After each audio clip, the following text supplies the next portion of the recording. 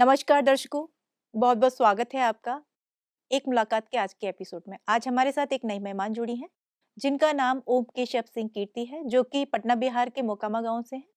इन्होंने अपनी लाइफ में बहुत स्ट्रगल किया है और इन्होंने 6000 किलोमीटर गंगा पैदल यात्रा की। इसके साथ-साथ इन्होंने माउंट एवरेस्ट की चढ़ाई भी की और अभी हम उनका वेलकम करते हैं। आपका बहुत-बहुत स्वागत है हमारे गॉडलीवुड स्टूडियो में। जी, आप सभी का मेरा सप्रेम नमस्कार। जी। तो मैंने आपके बारे में सुना है कि आपने 6000 किलोमीटर पैदल यात्रा, गंगा पैदल यात्रा की है। तो किस तरीके से आपने ये किया? ये जब मेरी पहली मुलाकात बछेंद्री पाल जी से टाटा में होने के बाद वो अपनी ननिहाल नाकड़ी में ले गए थे, तो जब मैं ऋषिकेश प्रवेश कर रही थी तो वहाँ मैं गंगा की जो गंदगी देखी थी, उसी समय मेरे मन में हुआ था कि गंगा की लंबाई-चौड़ाई को मैं एक बार पैदल नापना चाहती हूँ, जी। ताकि उनकी वस्तु स्थिति को मैं गहरे हुँ। तरीके से देख सकूँ। अच्छा, तो आपने जैसे और भी जैसे माउंट एवरेस्ट की जो चढ़ाई की, तो उसके बारे में आप किस तरीके से आप इंस्पायर हुईं? माउंट एवरेस्ट में चढ़ने से पहले मैं दुनिया की पहली विकलांग महिला अरुणिमा सिन्हा जी पहले एक प्लेयर थी हुँ। और मैं भी एक रग्बी फुटबॉलर थी। दोनों की जी। मुलाकात विशाखापट्टनम में हुई थी। जी। अचानक उनका अखबार में मैंने न्यूज़ देखा कि उनके पैर भी कट गए हैं और वो माउंट एवरेस्ट फतह कर लिए हैं। उसी जी। समय मुझे ये जुनून लगा कि मैं माउंट एवरेस्ट चढ़ूँ या ना चढ़ूँ, एक बार उसे देख तो ज़रूर लूँ। जी। तो आपके जो परिवार में हैं, तो कौन-कौन है मतलब किस-किस ने आपको सहयोग किया और है कौन-कौन आपके घर में? मेरे परिवार में मेरे माता-पिता अब स्वर्गीय हो चुके हैं, जी। बड़े भाई हैं, एक बहन भी मेरी एक्सीडेंट में स्वर्गवास हो गई हैं, एक बड़ी बहन है, मैं सबसे छोटा हूँ। सहयोग में मेरी बहन मुझे माँ की तरह पाल रही हैं हुँ। और मेरा सारा खर्चा भी वही उठा रही हैं, चाहे वो खेल जगत का हो, चाहे वो पर्वतारोहण जगत का हो, चाहे वो सोशल वर्क का हो। तो आपके सामने कहीं न कहीं आर्थिक स्थिति को लेके कुछ न कहीं वो ये रहा है, जी, समस्या आई है। आर्थिक स्थिति मुझे कल भी था, आर्थिक स्थिति की कमजोरियाँ आज भी मैं झेल रही हूँ। तो आपको अभी कहीं से सपोर्ट नहीं मिल पा रहा है। नहीं, सपोर्ट कहीं-कहीं मिलता है और जी। कहीं-कहीं नहीं भी मिलता है, लेकिन हम बहनों का या हम भाइयों का हौसला जो होता है, हुँ। वो मुझे कभी पीछे देखने में मजबूर नहीं करते हैं। अच्छा, आपको जो यूथ देख रहे हैं, आप उन यूथ को क्या मतलब एक कहते हैं ना कि आपको देखकर वो इंस्पायर हो, तो क्या मैसेज देना मैं यूथ चाहेंगी? के लिए यही कहना चाहूँगी हुँ। कि खासकर उन लड़कियों के लिए चाहूँगी कि जो लड़कियाँ घर में अपने जीवन को व्यतीत कर रही हैं और जी। उनके लिए दुनिया संसार एक घर बना हुआ है। हुँ। उसके आगे उनकी दुनिया कुछ नहीं दिखती है। उनके लिए मैं ये कहना चाहती हूँ कि एक बार घर से निकलो और देखो दुनिया क्या है। सीढ़ियाँ उन्हें मुबारक जिनकी मंजिल छत है, हमारी मंजिल आसमान है, रास्ता खुद बनाना है। जी, जी, तो जी, आप बहुत खूब। निकलोगे, देखोगे, संघर्ष झेलोगे, दुनिया का रास्ता बहुत सुंदर और सुगम है। तो कीर्ति जी ये बताइए कि हुँ, आपके साथ जैसे कि आपके परिवार वाले जैसे माता-पिता तो थे नहीं जी, क्योंकि सबसे ज़्यादा माता-पिता का ही सपोर्ट रहता है। जी। जब हमारा बच्चा आगे बढ़ता है तो सबसे ज़्यादा माता-पिता ही खुश होते हैं, वही सपोर्ट करते हैं। तो ऐसे परिवार में और किसने आपको सहयोग दिया? पहले मेरी बहन सपोर्ट की, हुँ। उसके बाद बछेंद्री पाल जी का सपोर्ट मिला, उसके बाद अभी जो मेरी माननीय वर्तमान राष्ट्रपति जी हैं, उनके ज़िले से बिलॉन्ग करती हैं। प्रथम उड़ीसा की एवरेस्टर अब वो स्वर्गवासी हो गई कल्पना दास जी। जी। 7 महाद्वीप लांघ चुकी प्रेमलता अग्रवाल जी, हुँ। इन लोग का मुझे काफ़ी सपोर्ट अच्छा रहा। सब मैं ये कहना चाहूँगी कि लोग तन से विकलांग नहीं होते हैं, लोग हुँ। मन से विकलांग होते हैं। तो इसका मतलब उन्हें हिम्मत रखनी चाहिए। वो ये ना सोचे हम कोई भी चाहे वो माउंट एवरेस्ट की चढ़ाई हो या कोई भी काम या किसी भी मंजिल को हम हासिल नहीं कर सकते, बल्कि हाँ। उनको हिम्मत रखनी कोई चाहिए। ऐसा क्षेत्र नहीं है हुँ। जो कि हम विकलांग नहीं कर सकते हैं या हम लड़कियां नहीं कर सकते जी। हैं, क्योंकि मुझे अपने घर के सिचुएशन में ये पाठ पढ़ाया जाता था कि जो पुरुष कर सकते हैं वो स्त्रियां नहीं कर सकती हैं। जी। ये चीज़ मुझे ऐसा साबित करने का मौका लगा कि नहीं, जो लड़के कर हुँ। सकते हैं वो हम लड़कियां भी कर सकते हैं। अच्छा जब आप छोटे होगे तो एक कहते हैं ना सबके मन में एक अंदर से ये इच्छा होती है कि हमें ये बनना है बड़े होके। तो आपने कभी सोचा था कि मुझे ये करना है? नहीं, मैं ये तो नहीं सोचा था, लेकिन मुझे ये मन में लगा था कि मैं किसी नाम से नहीं जाना चाहूँ, मुझे व्यक्तिगत नाम मिलना चाहिए। अच्छा। तो इसीलिए आपने मतलब इस मुकाम तक आप पहुँची। जी। अच्छा तो आप जैसे ब्रह्मा कुमारीज़ में आई, तो आपको कैसा लगा यहाँ आकर? क्या ब्रह्म कहना कुमारी चाहेंगी? में जब मैं आई हूँ तो मुझे प्रथम गेट जब मैं प्रवेश की हूँ, तो उस समय मुझे ये इतनी खुशी हुई कि यहाँ हम बहनों का जो स्थान रखा गया है, वो सर्वोपरि है। जी। मैं पूरे भारत में जहाँ-जहाँ भी गई हूँ, तो जितनी बहनों का सम्मान इस ब्रह्म कुमारी में मैं देख रही हूँ, जी। भाइयों का भी सम्मान है, लेकिन जहाँ तक हम बहनों को आगे बढ़ाने का जो दायित्व ब्रह्म कुमारी जी संस्था ने लिया है, वो मुझे कहीं और नहीं देखने को मिलता है। और यहाँ जी। जो शांति का माहौल है, यहाँ जो न्याय का माहौल है, यहाँ जो मार्मिक वातावरण लोग अपने को महसूस कर रहे हैं, ये मुझे बहुत अच्छा लगा। अच्छा, आप क्या संदेश देना चाहेंगे एक मैसेज के जो दर्शक आपको देख रहे हैं, उनको क्या मैसेज देना चाहेंगे? मैं दर्शक को यही देना चाहूँगी कि दुनिया में कोई भी काम नहीं है कि उसको हम नहीं कर सकते हैं। हर काम संघर्ष झेलते हुए हम कर सकते हैं, उस मुकाम तक जा सकते हैं, क्योंकि हमने इसका प्रयास किया था। तो आप जैसे यहाँ पर आए हैं, आप जी। मतलब फर्स्ट टाइम आए हैं या इससे पहले भी कभी आ चुके नहीं, हैं? नहीं, ये मेरा पहला पदार्पण है। अच्छा, तो आपको कैसा अनुभव हुआ? जब मैं ब्रह्म कुमारी जी के प्रांगण में जब मैं पहला मेरा पदार्पण भी हुआ, तो मुझे ये लगा कि स्वर्ग जो है, वो उतर के ब्रह्म कुमारी जी के आंगन में दस्तक दे रही हैं। तो आप यहाँ से क्या मैं लेकर जा लेके रही हैं? ही जा रही संदेश अपने गाँव में जाऊँगी, अपने प्लेयर के बीच में जाऊँगी, अपने माउंटेनियर के बीच में जाऊँगी, कि ये जो ब्रह्म कुमारी का संस्थान है, वहाँ आप आकर देखें, शांति क्या चीज़ होती है, सद्भावनाएँ क्या होती है, सहयोग क्या होता है, साथ में सम्मान कैसे दिया जाता है। ये चीज़ यहाँ प्रैक्टिकल भी है और उसका थ्योरी उदाहरण यही मुझे देखने को मिला तो है। यानी आप अपने साथ ये सारी चीज़ें लेकर जाने वाली हैं बिल्कुल, और अपने जो गाँव हैं, वहाँ पर भी सबको ये सब बताने वाली हैं। और जो बिल्कुल। दर्शक देख रहे हैं, उनको क्या कहना चाहेंगी आप? दर्शक को भी मैं यही कहना चाहूँगी कि यहाँ आएँ और वो हुँ। देखें कि महिलाओं का सम्मान क्या है, जीने का तरीका क्या है, शांति शब्द का जो प्रस्तुति है उसका मायने क्या है, वो सीखें, अपने परिवार को सिखाएँ, अपने समाज को सिखाएँ, अपने देश को सिखाएँ, पड़ोसी राष्ट्र में जाएँ, वहाँ भी यदि जाने का मौका लगे तो ये संदेश ज़रूर दें कि शांति क्या चीज़ होती है, वो ब्रह्म कुमारी के प्रांगण में जाकर लोग सीखें। तो आप ये बताइए कीर्ति जी कि आपके जो बचपन के दिन थे, वो कैसे मतलब गुज़रे थे? किस तरीके से आपने उन परिस्थितियों का सामना किया? मैडम, बचपन तो मैं क्या बता सकती हूँ, बचपन में हर बच्चे को माँ की दूध की ज़रूरत होती है। मैं उससे भी वंचित रही हूँ, क्योंकि जिस दिन मेरा जन्म हुआ था उसी दिन मेरी बहन स्वर्गवासी हो गई है। तो हमारे घर में मुझे ये कहने को मिला, ये बच्चा कैसा पैदा लिया है। तो मैं चावल, अब तो प्रेशर कुकर में चावल बनती है ना, उस समय मिट्टी की हांडी में मेरे घर में अभी भी बनती है। जी। तो वो चावल और साग का पानी मुझे दूध की जगह पे मेरी बहन ने देकर मुझे पाला है 6 दिन से। मात्र 6 दिन से मैंने माँ का दूध नहीं पिया, क्योंकि माँ को ये प्रेशर में रखा गया था कि इस बच्चे को मार दिया जाए। और जब मैं बड़ा हुई तो मुझे पढ़ने का शौक था। हुँ। मुझे पढ़ने से भी वंचित कर दिया गया। बाद में बहन बहुत स्ट्रगल करके ओपन यूनिवर्सिटी से मैं 10th और 12th की, फिर मैं भी स्नातक की पढ़ाई कर रही हूँ। तो बचपन तो यही मेरा बीता है। गेम शब्द मेरे गाँव में अभिशाप थे, वरदान नहीं थे। फिर भी मुझे लगा कि नहीं, खेल जगत में जाना चाहिए, खेल होता क्या है? क्योंकि मेरा गाँव एक क्रिमिनल इलाका था, वहाँ लड़कियों के निकलने की पाबंदियाँ थी, वो खुल के लड़कियाँ कुछ नहीं करती थी। पापा ना रहने के बाद ये लोग सोचे कि ये खेल जगत में जाएँगे, परिवार चलाने का दायित्व दे दिए, तो मैं खेती भी की हूँ। अच्छा, तो आपने खेती भी की है? हाँ, मैं खेती भी की हूँ, हुँ। चना की, मसूर की दल, क्योंकि मेरा क्षेत्र जो है वो दलहन का है। वहाँ मैं खेती करने के दरमियान मुझसे ज़मीन छीने गए। वो मैं अधिकार लेने के लिए मेरे ग्रैंडफ़ादर ने खुद गोली चलाई थी, जिसकी अभी उदाहरण मेरे हाथ में पड़े हुए हैं।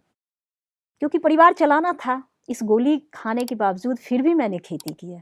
यही जुनून मुझे आगे बढ़ा दिया कि जब ये मैं झेल सकती हूँ, अपने अधिकार को माँग सकती हूँ, क्योंकि मेरे परिवार में अधिकार सबको पता था, फ़र्ज़ नहीं पता था। तो आपको जो सपोर्ट किया, तो आपकी बहन और किसने किया? दादाजी या दादी जी ने नहीं नहीं, सपोर्ट किया? दादी तो मेरी पहले ही स्वर्गवासी हो अच्छा, गई हैं, सिर्फ़ मेरी बहन का सपोर्ट रहा। बहन का।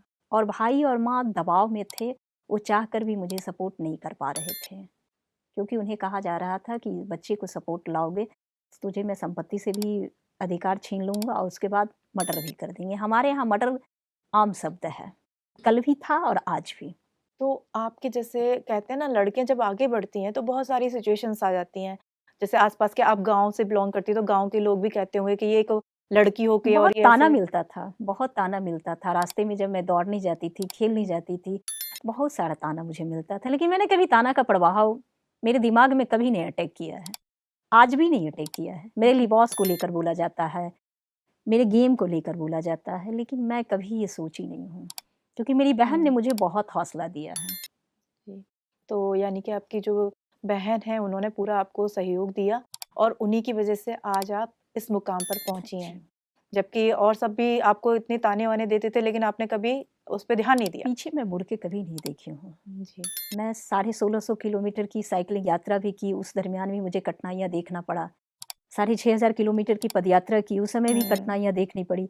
हरिद्वार से पटना तक मैं बोटिंग की थी बछेंद्री पाल की 40 टीम में। जी। प्रधानमंत्री जी अपने आवास में बुला के सभी को हुँ। टी-शर्ट भी प्रदान किए थे। उस दरमियान मेरे कैमरा, मेरे सामान कानपुर में छीन लिए जी। गए।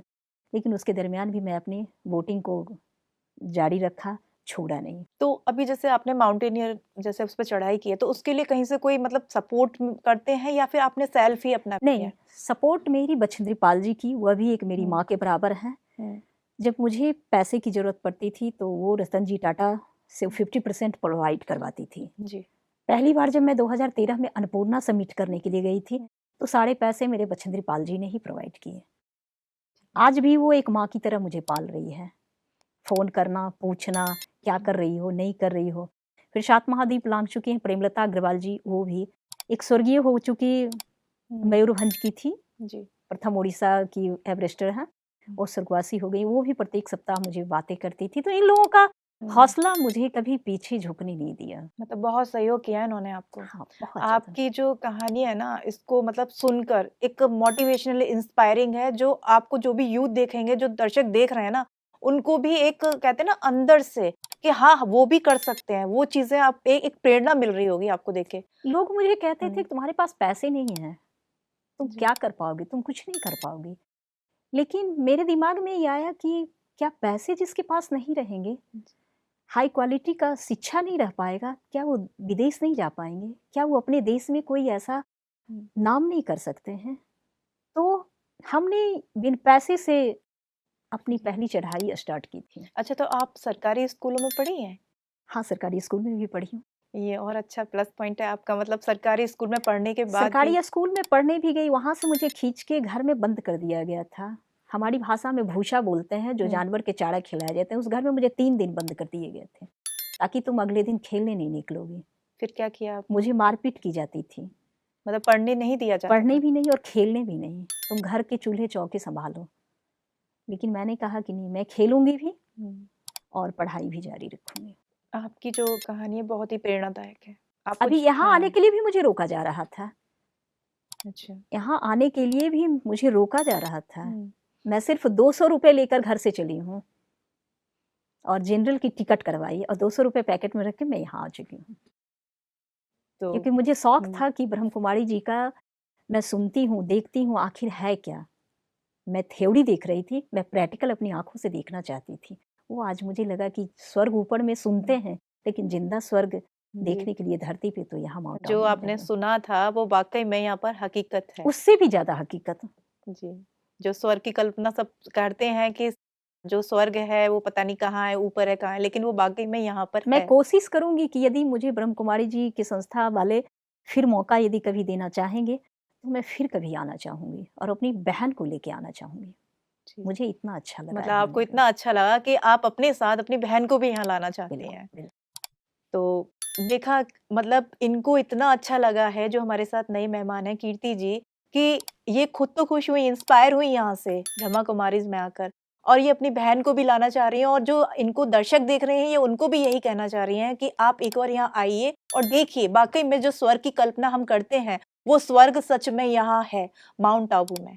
तो आप जैसे अपनी बहन को यहाँ लाने के लिए बोल रहे हैं, तो ऐसा क्या मतलब आपको लगा जो आप ये चाह रही हो कि आपकी बहन भी यहाँ पर आएँ?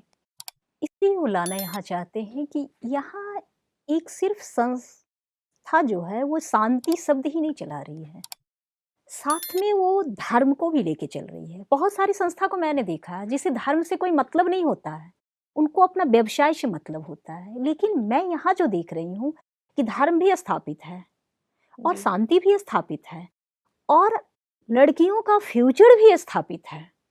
यदि वो बेरोज़गार हैं तो यहाँ स्वरोज़गार भी बनाया जा रहा है। जी। तो ये हर जगह ऐसा नहीं है कि उसे रोज़गार से भी जोड़ा जा रहा है, उसके हौसले बुलंद किए जा रहे हैं, हमारे धर्म को आगे बढ़ाया जा रहा है। तो ये हर जगह नहीं मिलती है। ये चीज़ मैं बहन हुँ। को दिखाना चाहती हूँ कि ये दुनिया क्या है। एक तरह से ये ब्रह्म कुमारी जी की संस्था में ब्रह्मांड समाया हुआ है।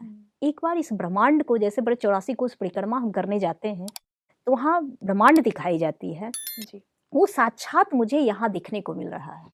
और मतलब आप अपनी बहन को बुलाकर ये दिखाना चाहती हैं कि यहाँ पे देखिए, जहाँ एक तरफ महिलाओं के साथ इस तरीके का व्यवहार किया जाता है, इस बाहरी दुनिया में, हाँ, भगवान है की ना? तरह यहाँ पूजे और जाते हैं यहाँ महिलाओं को। महिलाओं, ये जो संस्था है, ये महिलाओं से ही चल रही है, बहनों से ही, दादियों से ही चल रही है।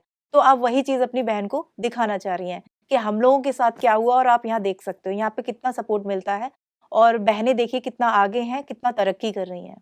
तो आप ये बताइए, जिस तरीके से यहाँ पर ब्रह्मा कुमारीज़ में बहनों को एक प्रथम स्थान दिया गया है और जो अभी जो लोग हैं, उनकी अभी तक सोच वही है कि नई महिलाओं को वो स्थान नहीं मिलना चाहिए। तो उनके लिए आप क्या कहना चाहेंगी? जैसे यहाँ पर जो किया गया है बहनों के साथ, जैसे बहनों को इतना प्रथम स्थान दिया जा रहा है, तो उसपे आपकी वो क्या हमारे नज़र? भारतवर्ष में 50% महिलाओं को चूल्हा चौका से जोड़ा जाता है। कल भी हुँ। जोड़ा गया था, आज भी जोड़ा गया है।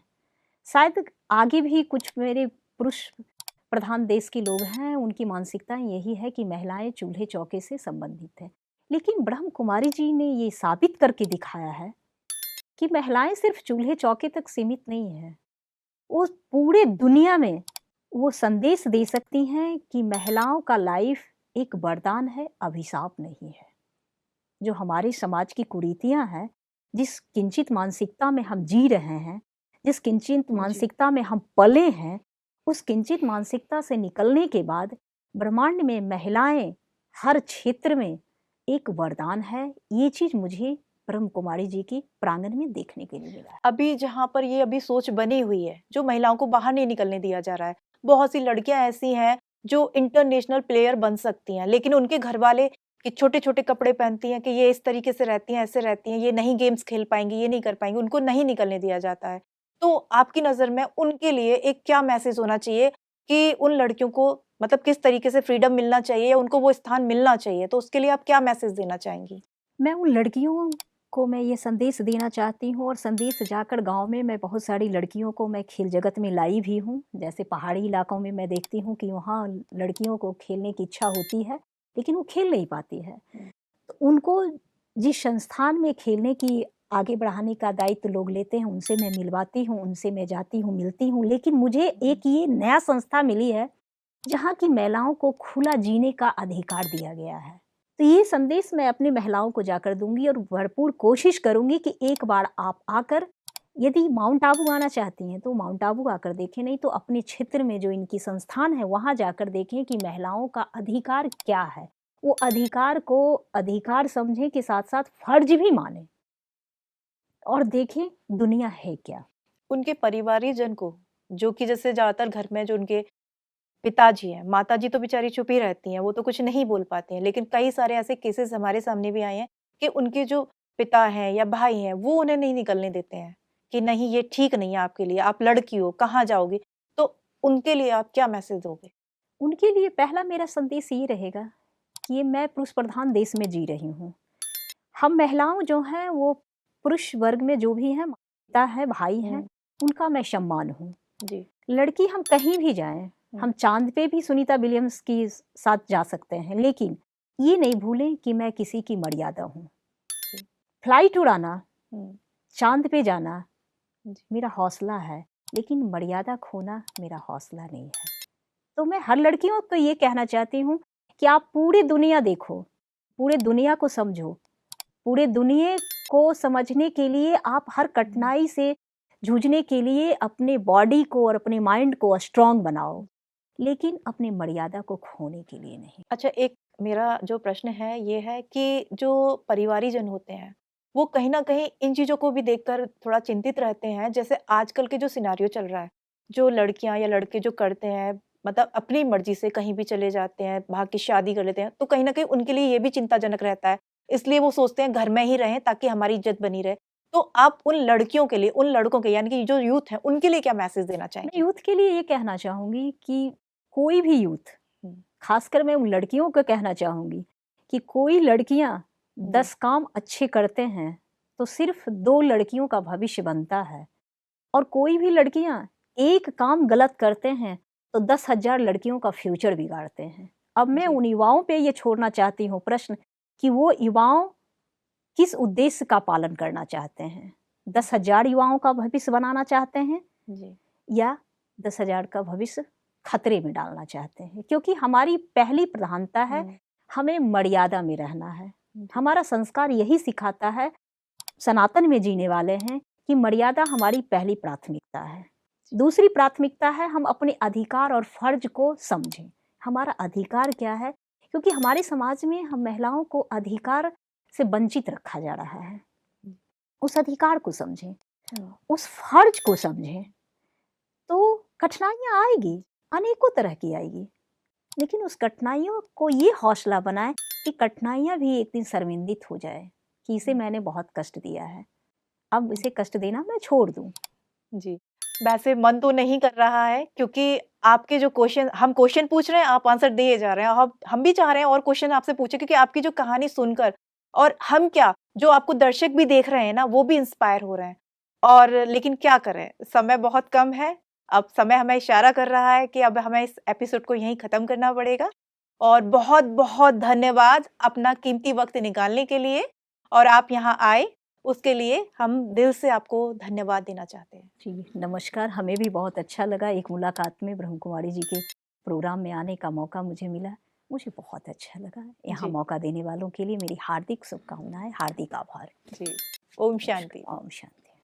तो आपने देखा, आप भी हमारे साथ जो नई मेहमान जुड़ी थी कीर्ति जी, उन्होंने किस तरीके से अपने बारे में बताया, कितना स्ट्रगल झेला, और उन्होंने सभी के लिए एक मैसेज भी दिया, जितने भी यूथ हैं और जो भी परिवारजन है, उन सबको एक मैसेज दिया कि वाकई में जो महिलाओं का जो स्थान है, वो स्थान उन्हें मिलना चाहिए। और उन लड़कियों को भी, उन बच्चों को ये भी सोचना चाहिए कि वो अपने माता पिता का कहना माने, उनके जो वो चाहते हैं जिस तरीके से उन्हें रखना चलना, तो उन्हें वो काम करना चाहिए, ताकि आगे उनके सामने किसी भी तरीके की कोई समस्याएँ नहीं आएँ।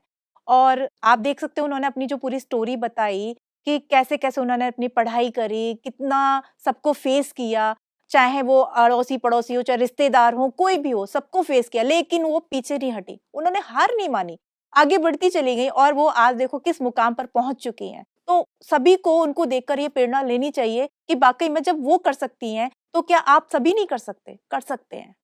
तो आज के एपिसोड में बस इतना ही, और मुझे दीजिए इजाज़त, और नेक्स्ट एपिसोड में फिर से आपको मिलेंगे एक नए मेहमान के साथ।